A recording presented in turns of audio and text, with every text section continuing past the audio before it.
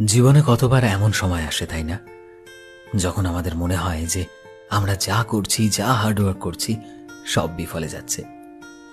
আমরা যা করছি সেটার কোনো ভালো ফল পাচ্ছি না। কিন্তু সত্যি কোনটা জানো? জীবনে আজ যাকে তুমি সফল দেখছো, সেই মানুষটা শুরু থেকে কিন্তু সফল নয়। সত্যি বলতে, সফলতা অত সহজে আসে না।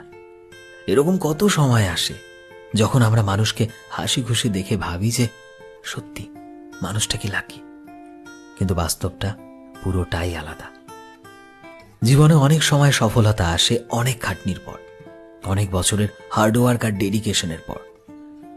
আমরা কারো সফলতা তখন দেখতে পারি না যখন কেউ সফল হওয়ার জন্য দিনের পর দিন পরিশ্রম করে যাচ্ছে, হার্ডওয়ার্ক করে যাচ্ছে।